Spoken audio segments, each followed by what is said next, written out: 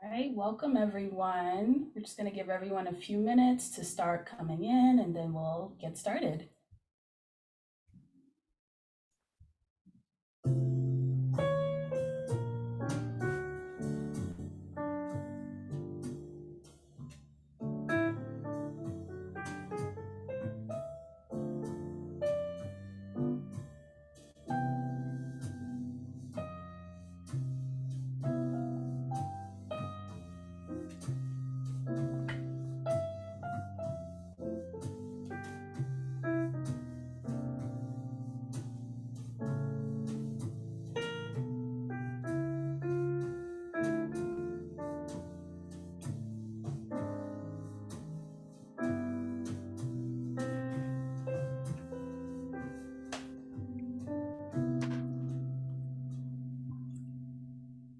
When I was a student, I'd write long essays, then I'd work on. Let's pretend that's not there. And yeah, we're just going to give everyone a few more minutes to get in and get settled, and then we'll get started in a few. For days, but now I'm writing.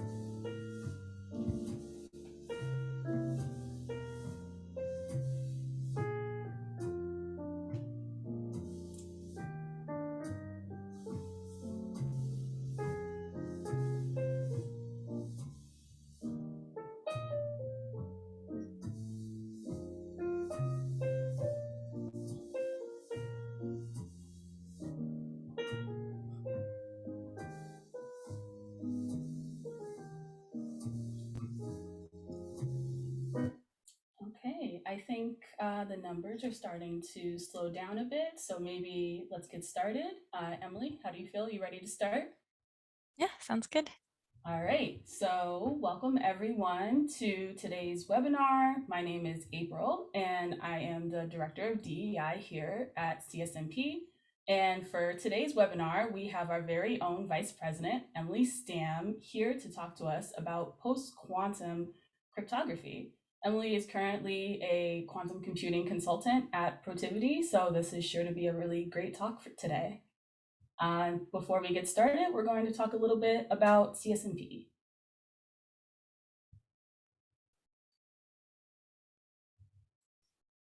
So first, our mission. So CSNP is a nonprofit organization, and we're dedicated to promoting cybersecurity awareness and education, including improving diversity, equity, and inclusion in the cybersecurity industry.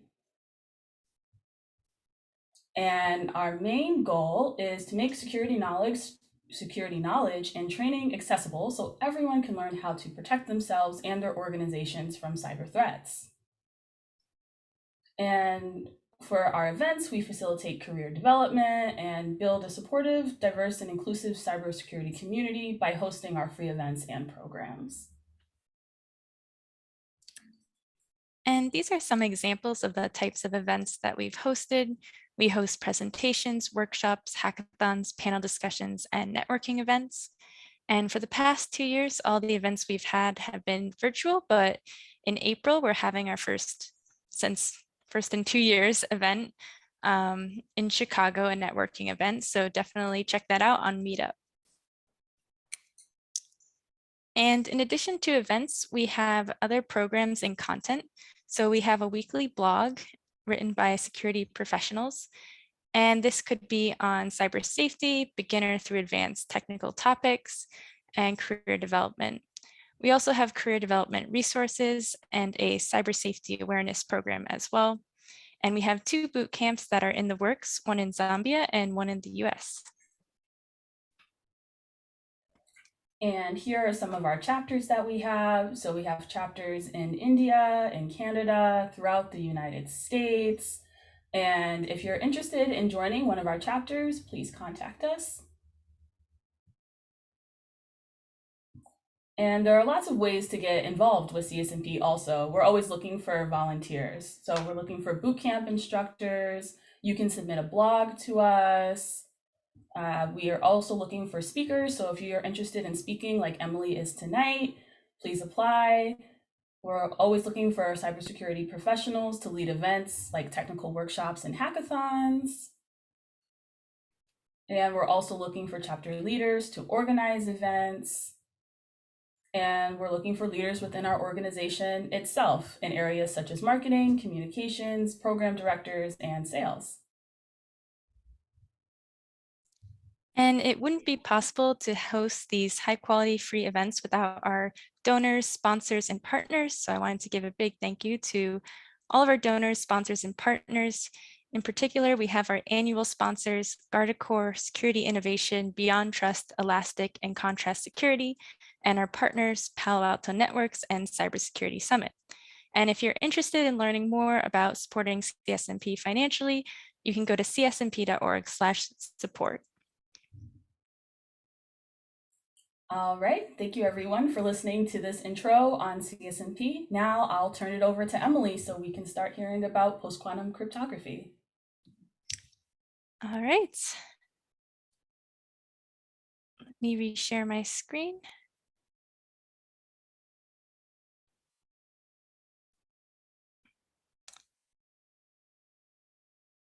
April, can you see my screen all right? Is it on post-quantum cryptography? Yes. Awesome.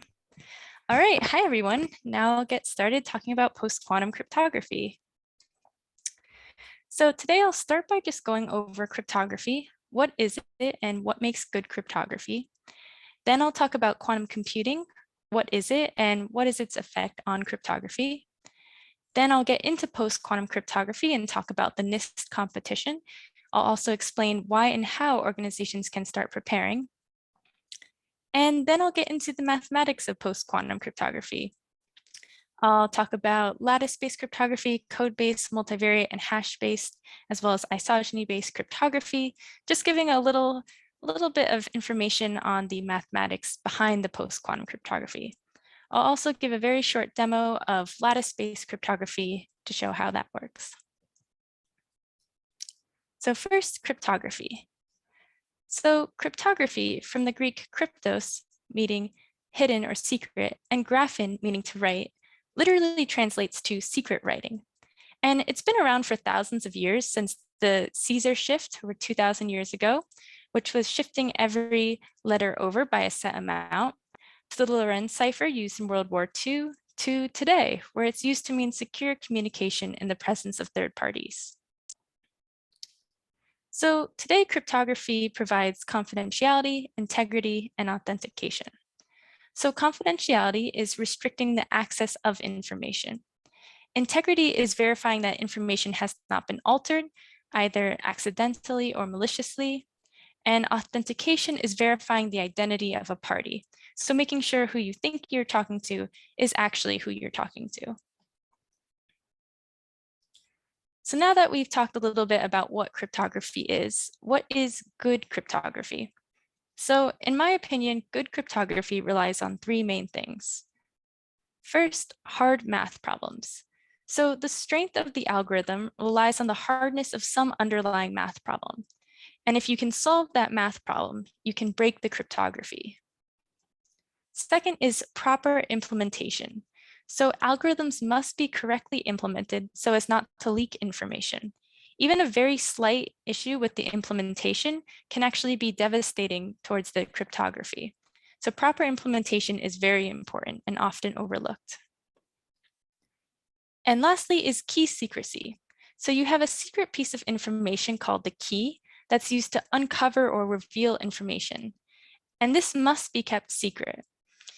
And key secrecy can actually be very challenging, especially when you have an organization that's trying to manage keys, rotate keys, delete keys. It can actually be quite complex. So if you're an attacker and you're trying to attack a crypto system, you're probably going to attack one of these three things. Either you're going to try to solve the math problem, you're going to try to take advantage of an issue with the implementation, or you're going to try to obtain the key somehow. So today we're going to be focusing on these hard math problems. And in particular, we're going to focus on public key cryptography. So what is public key cryptography versus symmetric cryptography? So in particular, I'm just going to talk about encryption for simplicity. So what is symmetric encryption versus public key encryption? So symmetric encryption is where you have one key that's used to encrypt and decrypt. And in public key cryptography, you have one key that's used to encrypt and another key that's used to decrypt, and these are different. So with symmetric cryptography, you start off with some plain text. Then you do an encryption process that uses a secret key to get some ciphertext, some scrambled data. And then you do a decryption process using that same secret key to get back the original text. With public key cryptography, you have this original text, then you use a public key to encrypt to get the ciphertext, and then a private key to decrypt to get the original text back. So in a sense, you have this public-private key pair where the public key is known to everyone, and the private key can only be known to the people who are trying to decrypt the data. So how are these both used? So when you're talking about most of the data that gets encrypted, like files, you're probably going to be encrypting with symmetric encryption. But how do you actually get that shared secret key when you have multiple parties that want to look at the same information? So that's where public key cryptography comes in. So how it works again is one person has a key, which will be used for symmetric encryption, and they encrypt it with a public key, and then that gets decrypted with a private key. So now two parties both have access to the same shared secret key.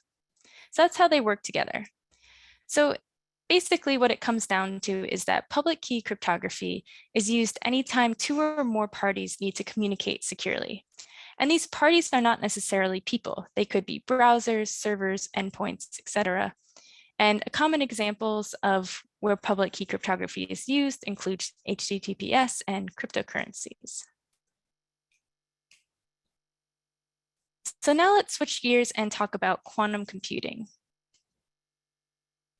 So quantum computing is this entirely new form of computation that's based off of quantum physics. So how it works is basically it harnesses properties of quantum states. And these properties are things like entanglement, superposition, interference, to solve problems in a completely new way. And for some types of problems, quantum computing can solve it much more efficiently than classical computing. And when I say classical computing, I mean anything that's not quantum. So your phone, your iPad, your laptop, these are all classical computers. So quantum computing can solve certain problems much more efficiently. And one of those problems is factoring. So Shor's algorithm is a quantum algorithm, meaning it's an algorithm that runs on a quantum computer to factor efficiently. And RSA is based on the hardness of factoring. So what that means is that you can use Shor's algorithm to break RSA. And actually, all of our current public key cryptography is based on the same general underlying math problem called the abelian hidden subgroup problem. And so variants of Shor's algorithm can break all of our current public key cryptography. So that means that once a powerful enough quantum computer is developed to run these algorithms, all of our current public key cryptography will be obsolete.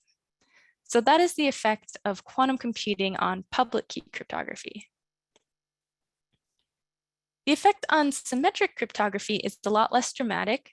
So there's a quantum algorithm called Grover's algorithm for unstructured search, and it's a quadratic speedup over the best classical algorithms.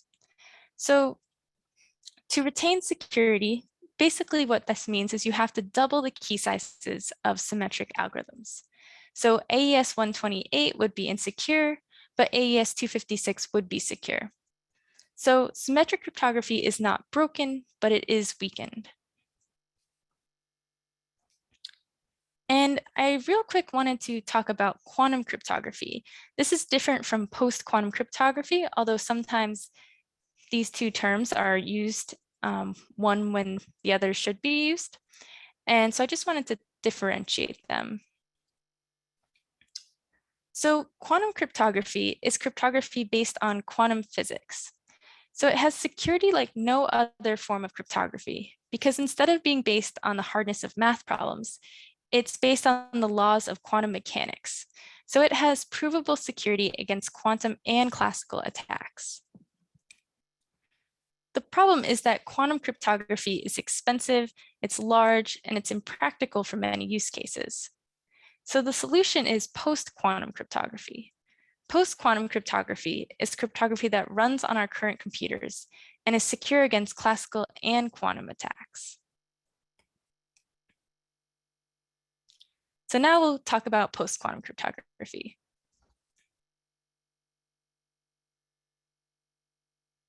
And I see there was a question in the chat about recording, and yes, we will be recording this, and that will be available. Okay, one moment.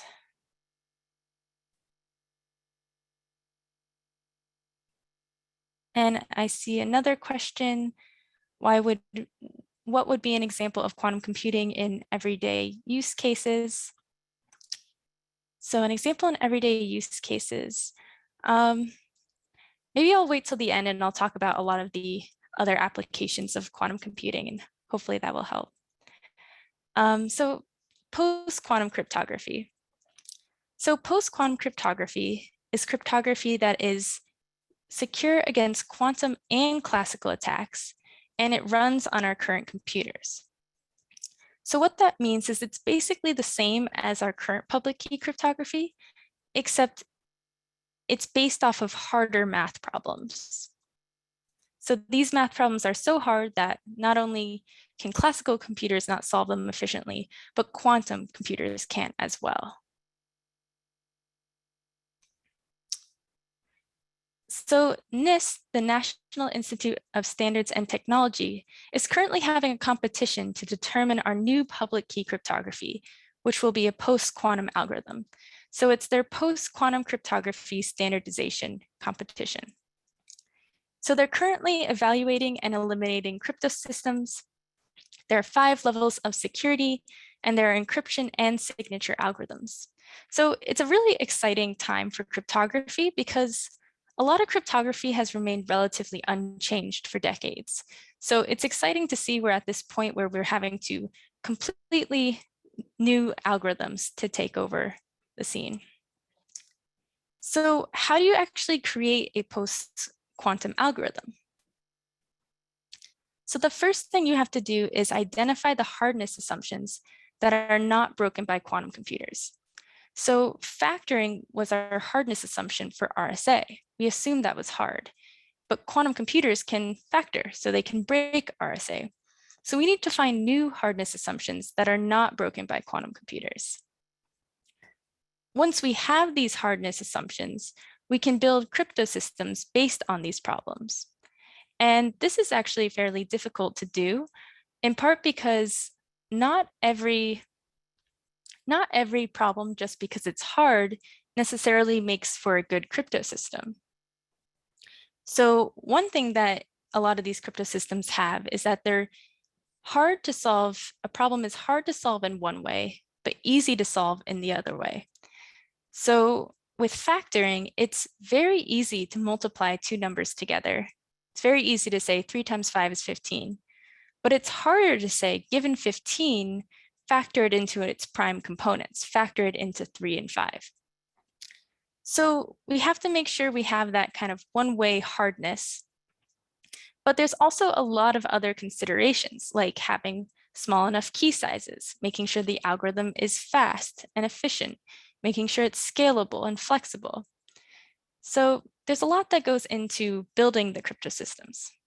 But once we're actually happy with our crypto system, the next thing to do is to prove its security against quantum and classical attacks.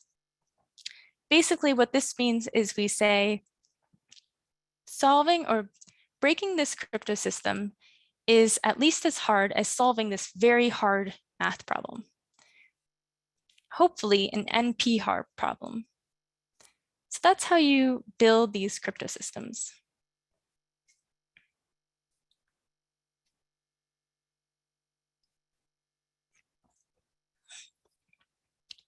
So why should we care about post-quantum cryptography now when quantum computers cannot yet break our cryptography? So I'm going to answer this question. So basically what I'm asking is, why should we be switching to post-quantum cryptography now?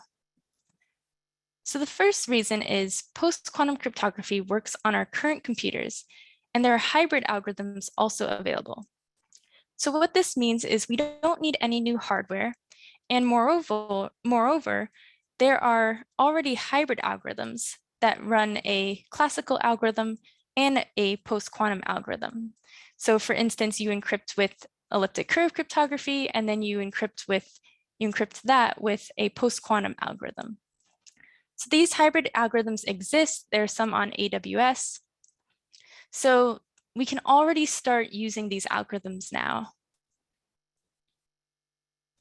Also, these algorithms are not only more secure against quantum attacks, but they're also more secure against classical attacks.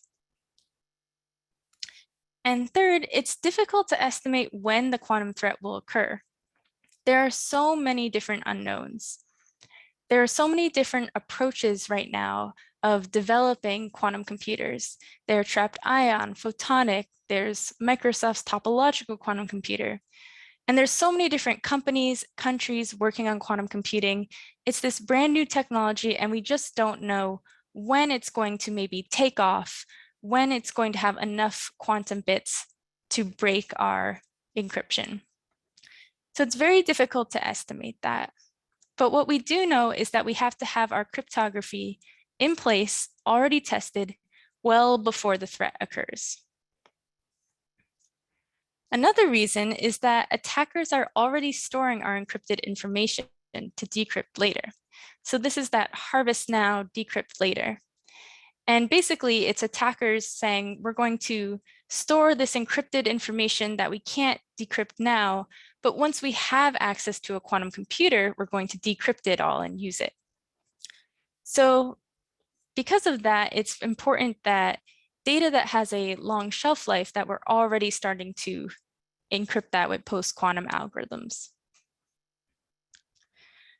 Another reason that doesn't get talked about as much is that transitioning cryptography takes many, many years. Even just increasing a key size can take a couple years, depending on the organization. So transitioning your entire public key cryptography, yes, that could take many years, that could even take a decade. So it's really important that we start already preparing to switch to post-quantum cryptography. And another reason is that some implementations may not be able to switch in time. So an old colleague of mine once worked on satellites doing post-quantum cryptography, and this was many years ago. And he said it was because the satellites had to be in space for 30 years, so they wouldn't be able to go back and switch them before quantum computing maybe was already breaking cryptography. So I thought that was a very interesting example of an implementation that would need cryptography, would need post-quantum cryptography well before other implementations need it. And lastly, government agencies have already begun switching over to post-quantum cryptography. So how can organizations start preparing now? First, they can increase their cryptographic agility. So we have all of these threats, both classical and quantum. And we also have this inability to prove absolute security for an algorithm, assuming we're not talking about quantum cryptography. So what can we do? So the best thing to do is to have crypto agility, which is the ability to quickly and seamlessly transition and update cryptographic algorithms. So crypto agility, this would mean that if a threat comes out, you're very quickly able to change your cryptography or increase your key size very quickly and seamlessly so that you're not at risk. And there are different ways to increase your crypto agility. One might be to centralize your cryptography. Another might be to keep track of where your cryptography is implemented and the key sizes and which algorithms, things like that. There's a lot of different ways, but really it's making sure you can just quickly and seamlessly transition and update your cryptographic algorithms. So this is very important. Also very important is identifying the data that has a long shelf life. So credit card numbers probably won't be relevant in 10 years, but social security numbers will be. So we probably want to look at encrypting our social security numbers using post-quantum cryptography. Additionally, trade secrets is another form of data that probably has a very long shelf life. Companies have these trade secrets that they don't want to get out. So if they're getting passed along, you probably want to use post-quantum cryptography. And third, start testing the NIST competition finalist algorithms. They're already out there. There's not that many of them, and we'll go over what they are. So you can already start testing these out.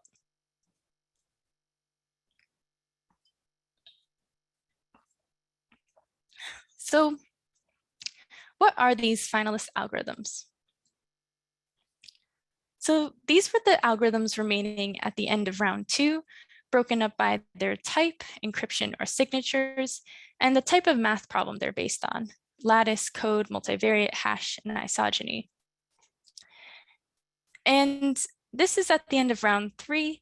We see that we only have lattice, code, and multivariate remaining, and there's only 7 schemes left, 3 signature and 4 encryption. So I'll talk a lot about Lattice because Lattice has by far the most, 5 schemes remaining. But I'll also touch on code-based and multivariate, as well as hash and isogeny, because I'll talk about how hash is still relevant even though it's not in the competition because it's used in blockchain. And isogeny-based is also still being used, and it's a newer form, so it's probably not going to be standardized now, but it's still relevant as well. So now into the mathematics of post-quantum cryptography. First, lattice-based cryptography. So lattice-based cryptography is cryptography based on hard lattice problems. And I'll talk about in a minute what a lattice is and what a hard lattice problem is. And it was first introduced as an encryption in 1996, the N-true scheme. Since then, there have been many other schemes that have been developed that are lattice-based that are very different. And some of the benefits of lattice-based cryptography: it's very efficient, simple, adaptable. It can be used for fully homomorphic encryption, which is a type of encryption where you can do computations on the encrypted data. It's secure. The main con is that it has large key sizes. So what is a lattice? So mathematically, given n linearly independent vectors, an n-dimensional lattice is the integer linear combinations of these vectors. And we say that the set of these vectors is a basis that generates that lattice.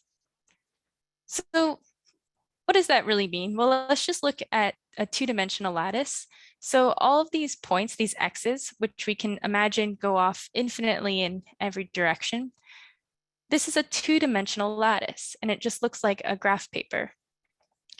And this is the basis, which kind of looks like the xy coordinate. And basically, all the points on the lattice can be generated by taking additions of these 2 vectors together. And so we say that these vectors form a basis. But over here, these two vectors actually also form a basis. They're actually equally a basis for the same lattice. But what you'll notice is that these vectors, they're longer, they're not perpendicular, whereas these ones are nice, they're short, they're perpendicular. And this is the notion of a good versus a bad basis. So this is a bad basis, and this would be a good basis. And this notion is very important in lattice-based cryptography. So what are some of these hard lattice problems? Well, I'll go over one. It's called the shortest vector problem. So given a basis for a lattice, find the shortest non-zero vector in the lattice. So we see here we have these blue vectors here, which are the basis. And then this red vector is the shortest vector on the lattice. So if we go back to here, if we had a nice basis like this, we could easily know what vector is the shortest.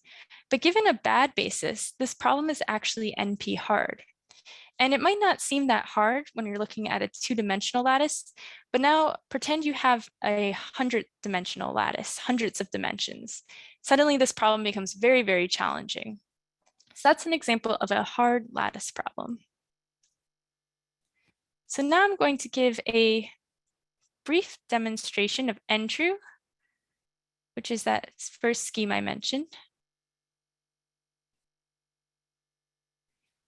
So I'm just going to show running ntrue from this implementation. So the first thing I'm going to do is generate the public and private keys.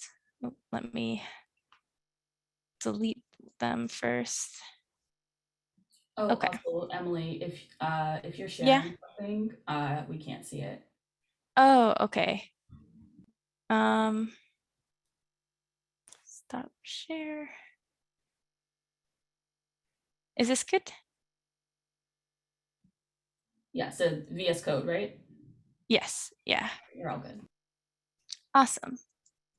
So what we're going to do is we're going to just show how you could encrypt using ntrue for this one demonstration.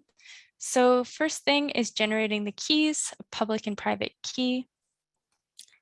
And then what we're going to do is encrypt this text, which says AES key equals blah, blah, blah, blah, blah. So that's probably something that you would want to share with somebody in a secure way. So we'll just give it a minute to finish the key generation. So it looks like it's finished. So we have a public and private key now. And then I'm going to call encryption, encrypting this AES key and using the public key. And I'm going to save that to encrypted.txt. So it worked. And let's see if we can open it anyway. So we can see that's the ciphertext. Clearly it doesn't mean anything, but there it is. And now we're going to, let me go back to the demo. Now we're going to decrypt it using the private key. And hopefully we'll get back what we originally put in, which is that AES key. And it looks like we did, so it worked. Cool. So I will now share again.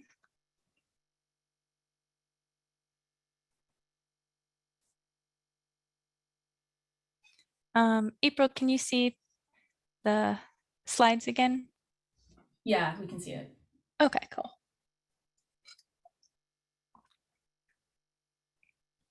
Okay, so now code-based cryptography. So with code-based cryptography, it's all about error correcting codes. So these are maps that correct the error. So what that means is f of x plus e, you take some function of an input plus some small error, and you get that input back. And Michaelis proposed this scheme in 1978. And that was around the time that RSA was proposed as well. And RSA was a lot more efficient, practical, and had much smaller key sizes than McAleese. The key sizes were just impossible at that time. So the McAleese scheme wasn't given that much attention. More attention was given to RSA. However, it's now come back into view because of its post-quantum security. So there's a lot of pros to the scheme. Its hardness is well understood. It's the oldest of these schemes, with over 40 years of understanding this hardness. And it's fast to encrypt and decrypt. Of course, the cons is it has very large key sizes. So very large key sizes, but again, at this time, they're not impossible, but they're still a little impractical. Up next is multivariate cryptography. So multivariate cryptography is polynomial equations in multiple variables. So currently they have one signature algorithm remaining in round 3. Some of the pros are that it's very fast, has a small signature size, but of course it has large key sizes. Then we have hash-based. So hash-based cryptography, it doesn't have any round 3 candidates. However, it is being used in blockchain.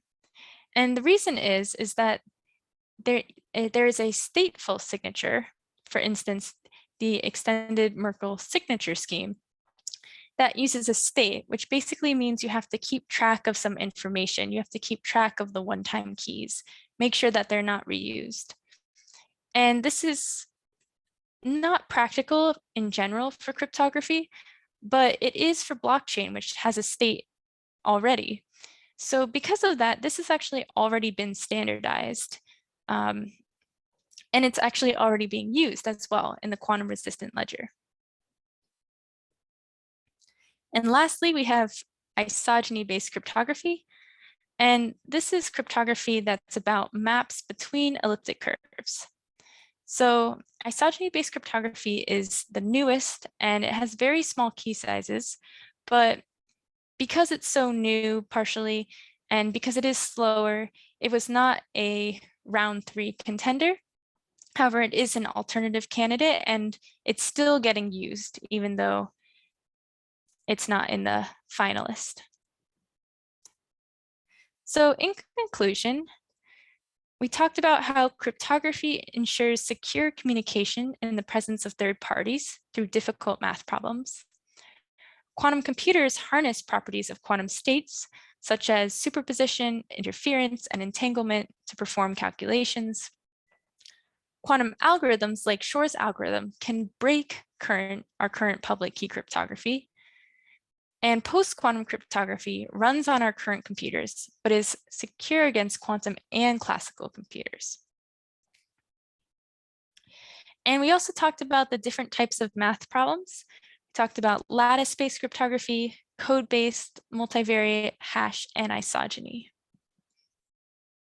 So thank you. I can now take questions. All right, thanks, Emily. We have a couple of questions in the Q&A.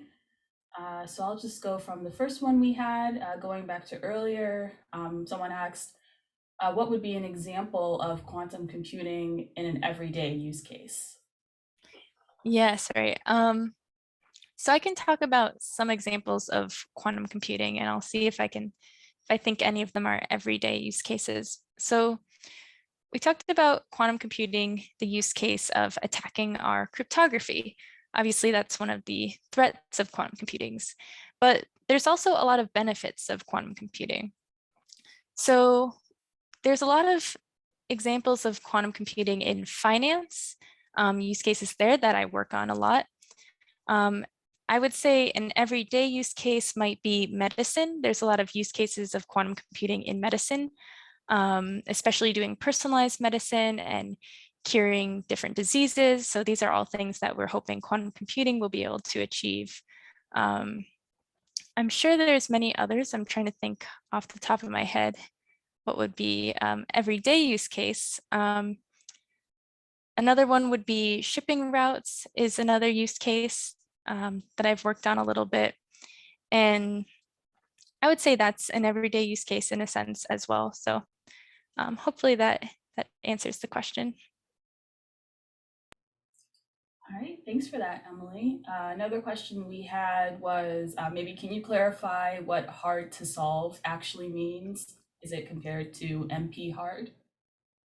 Yeah, that's a really great question. Yes, it would be like an NP hard problem would be hard to solve, although that's what we're looking at for post-quantum cryptography.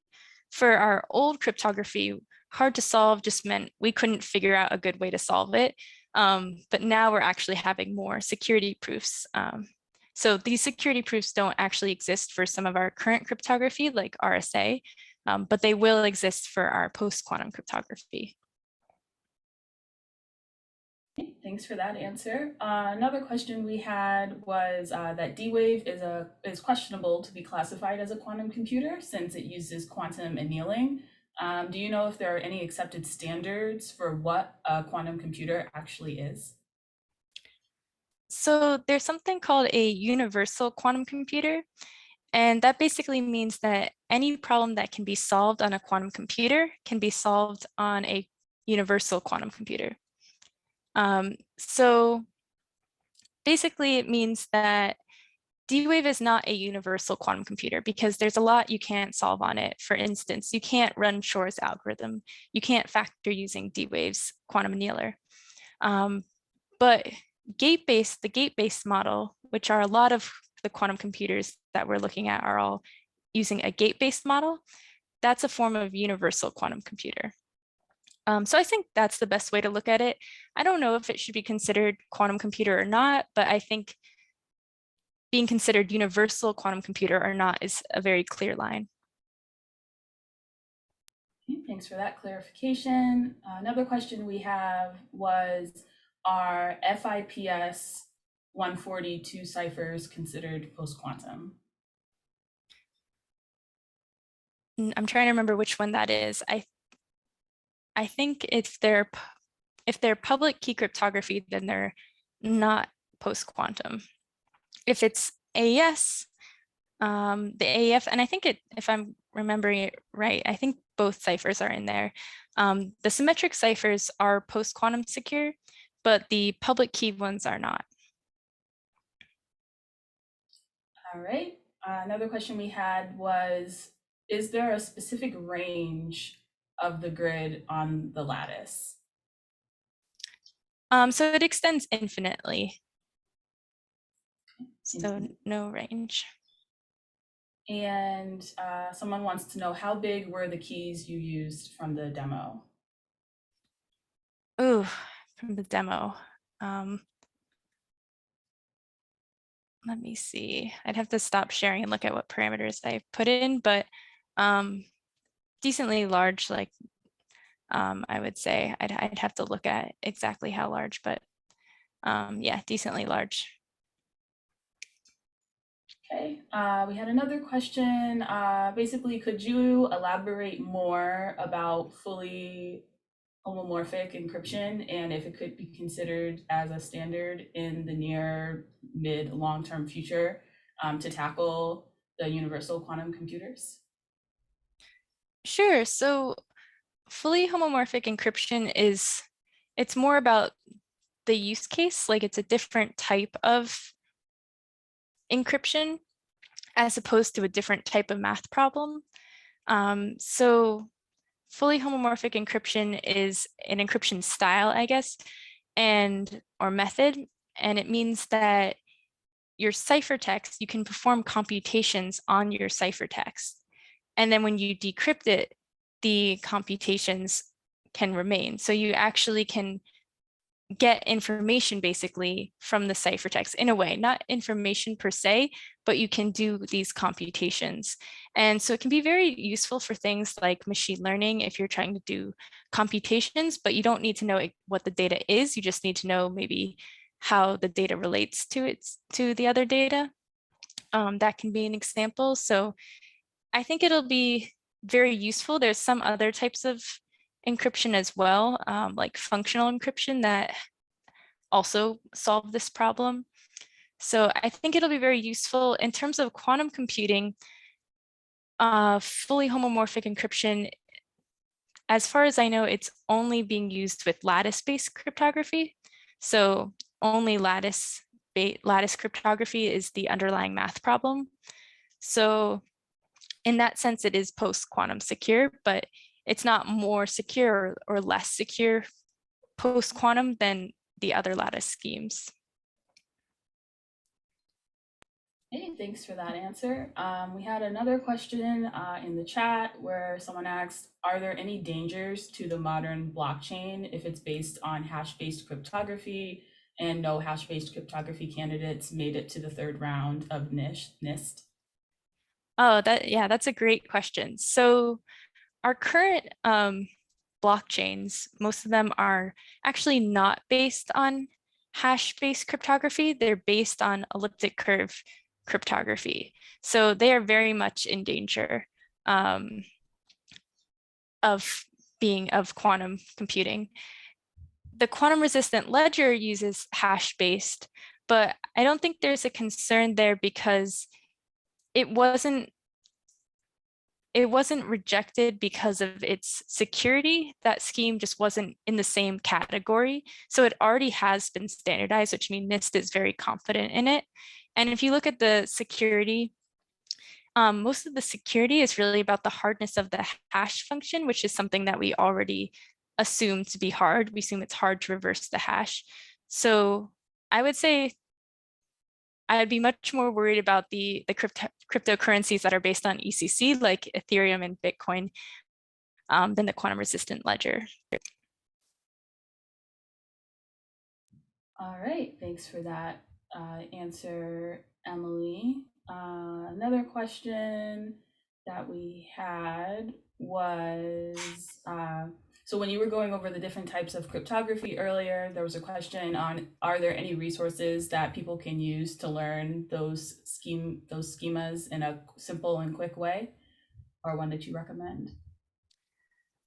So for the post-quantum cryptography ones, I think going to the NIST website, if you just search NIST post-quantum cryptography, then it'll come up. I think that's the best way to see all of the post-quantum cryptography schemes. All right, thank you. Another question about learning quantum cryptography.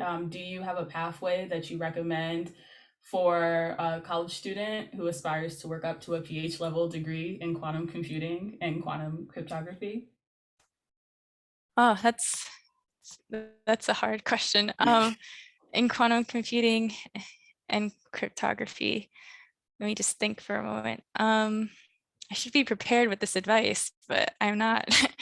I would say, for quantum computing, linear algebra is a must. That's such an important course to have, but also a lot of other math courses are really helpful when doing quantum computing and cryptography. I'd say math is really, you can't go wrong with learning more math. And April knows that I'm a bit biased because I love math, but it really is so important. And also for quantum computing, I would say learning some physics, learning how to code in Python and also doing hackathons and going to events are all really important for quantum computing. For cryptography, I would say learning security. And again, I think a lot of cryptography, if it's like the pure cryptography as opposed to applied, a lot of it really is just math. So I would say doing a lot of math is important. All right, thank you. And a similar question someone had was, do we need to learn quantum physics to understand and work on quantum algorithms? So for post-quantum cryptography, you definitely don't need to know quantum physics. For quantum computing, it's definitely good to know some quantum physics. I don't think you have to go necessarily so deep. You don't have to be a physics major, but I do think it helps to have a general understanding of how quantum physics works. All right, thank you. Another question we had in the chat was, how can we utilize quantum computing cryptography without exerting too much computer power? And are there technologies making it more accessible to all users? Can you repeat the beginning of that question? Sorry. No, sorry. How can we utilize quantum computing cryptography without exerting too much computer power?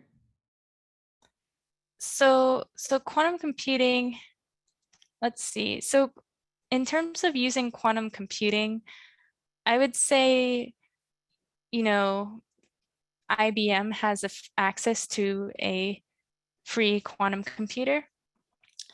So you do have to wait in a queue to use it, but if you're trying to do quantum computing that way, then I'd say using IBM's. Um, Generally, you can simulate quantum computers up to a certain number of quantum bits or qubits, and then it becomes difficult or impossible to simulate. So at that point, you wouldn't have enough computing power and you would have to actually be using an actual quantum computer.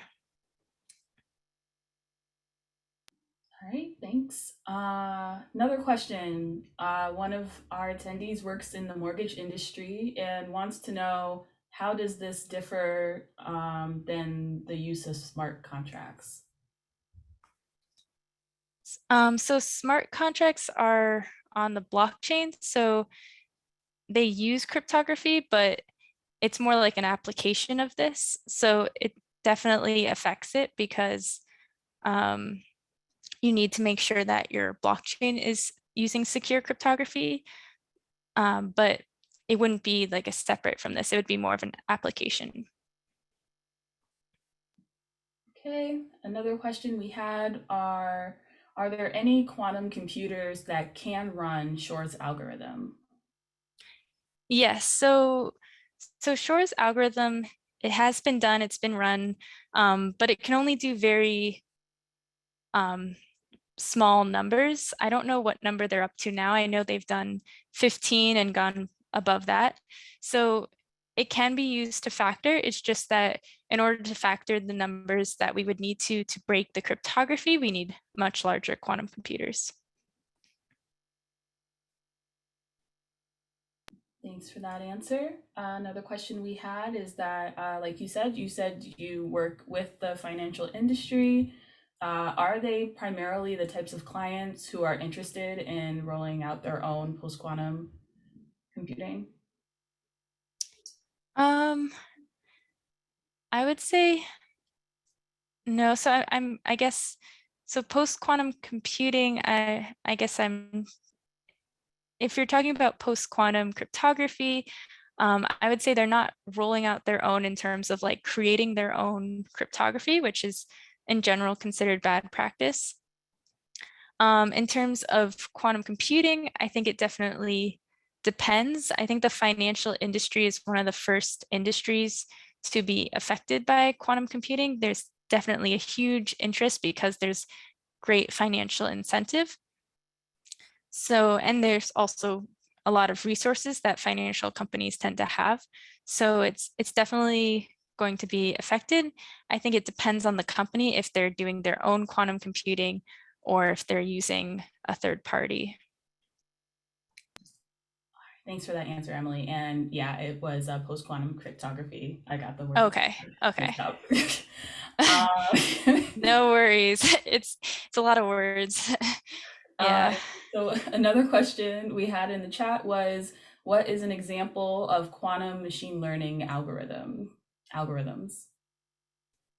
So an example would be the variational quantum classifier. Basically, how that works is you use a classical computer. It's a hybrid algorithm, so it's partially classical, partially quantum. And you use a classical computer to train parameters on the quantum computer so that you can then classify something as one thing or another thing. It's a little bit similar to how a neural network works, but in terms of how you're optimizing something, you're training, but it is a bit different. Okay, thank you. Going back to the Q&A, we had some questions. What types of cryptocurrencies slash blockchain would be vulnerable to scaled up, fault tolerant, universal quantum computers? And are there any using PQC protocols? Yeah, so pretty much all of the ones that are popular that people talk about are vulnerable, like Ethereum, Bitcoin, Dogecoin. Um, they're all vulnerable. The only one that I know, there are a few that are using quantum resistant cryptography, and one of them is the quantum resistant ledger. But I'm not sure about other. I can't think of any other blockchain using it off the top of my head, but there are some that are using the quantum resistant technology. All right, thank you. Another question we had in the Q&A, will low-powered devices be able to use QKC? Q oh QK QKD. What is it again? QKC. Quantum key. I'm not sure exactly what that is. It might have been I'm thinking maybe QKD. it was QKD. Might have been QKD. Okay, so low power devices using QKD. So I think with QKD, it's really like you have to have this whole infrastructure, like hardware, different hardware to use it. It's this different technology. So it's not something you can just put in your computer in that sense. So that's why quantum cryptography, QKD, it is being used. There are organizations that are starting to use it, but it's really not practical for a lot of the applications. All right. Another question we had was, could you please talk a bit about symmetric encryption threat as a result of quantum computing? Mhm. Um, so basically, with Grover's algorithm, it has this potential of a quadratic speedup on brute force, which doesn't really have anything specifically to do with symmetric encryption. It's just a speedup on brute force in general. And obviously, that applies to symmetric encryption. So it's really like more of a general algorithm that can be used against symmetric encryption. And so for that reason, we need to just double the key sizes. So AES 128 would have the security of if you had an AES 64. And AES 256 would now have the security of AES 128. So you would need AES 256 and AES 512, which I don't think 512 exists yet, but you would need those instead of 128 and 256. All right, thanks, Emily. I think we have a few more questions. Do you think you have some time to answer? I think we have about 3 or 4 more left. Sure, yeah. All right, this question says, basically, shortly before the pandemic began, CSNP had a presentation on quantum cryptography. NIST was starting a bake-off. An interesting question at the time was what were public clouds like AWS, Azure, or GCP doing to incorporate quantum computing or post-quantum computing encryption? So, do you know any public information about the current status of the adoption by the public clouds? Yes, so I know that AWS has started adopting it. They have these hybrid algorithms or hybrid schemes that they use. They encrypt with a public key algorithm that we currently have, like ECC, and then encrypts with a post-quantum algorithm. So I know AWS is doing that. I'm not sure if Azure is doing it, but yeah, I do know that that AWS is.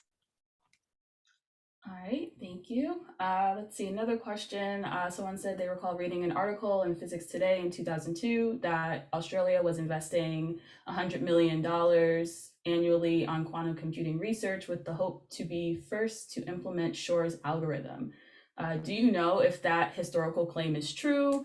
and how much is currently being invested in research and development in quantum computing? I don't know the exact number. I believe it's billions of dollars are being invested worldwide in quantum computing. In terms of being the first to run Shor's algorithm, I'm not sure that I don't remember who actually ran it first in terms of factoring those small numbers, but I think in terms of factoring at the scale that we would need to factor to break RSA, no one's achieved that yet. Okay, thanks. Another question, are there any popular programming languages now like Java, Python, C++ that would be relevant in quantum computing, or are there any new languages emerging? I would say Python is the most relevant language in quantum computing. Yeah. Okay, nice and simple, I like it. Also, another question, do you think we're going to switch to a complete symmetric cryptography paradigm? No, because symmetric cryptography and public key cryptography have very different uses. Symmetric cryptography, you have to have that shared secret. And if you're communicating with multiple parties, you don't have that shared secret. So that's one way that you need public key cryptography. You also use it for digital signatures as well. So I don't think we'll be just symmetric. I think we'll just be using harder math problems, cryptography based on harder math problems. Nice. We have another question on if you could talk a little bit on hash collision, MFA, due to quantum computing. So I don't, as far as I know, quantum computing won't have any real effect on cryptographic hashing. It's the best attacks on cryptographic hashes, I believe, are still classical attacks. So that could definitely change. But as far as I know for right now, there is no better quantum than classical attacks. Okay, good question. And I think one last question that we had was, are there any book recommendations or resources besides NIST that you mentioned earlier on post-quantum algorithms that you would recommend? For post-quantum cryptography, unfortunately, I feel like there aren't a lot of great, I mean, there are great books on it, but it's just that the field is constantly changing, so things keep getting updated. One book that I do love is called The Mathematics of Public Key Cryptography. It doesn't go into too much into post-quantum cryptography, but it gives a lot of really nice basics, which are still very relevant. All right, thanks, Emily. We did have one last question, not related to quantum or post-quantum cryptography, just a question on, is there a specific reason why the Q&A can't be an open discussion? That's mostly just because we're using the webinar, but thank you for the feedback. That's definitely something we can look into to having more open discussions for these presentations in the future. Awesome. All right. I think that's all the questions that we had. So I just want to thank everyone for joining today, and thank you, Emily, for the talk and fielding all of these questions. You did a really good job. Yeah, thank you so much. It's great, and thank you everyone for coming. All right. Thanks, everyone.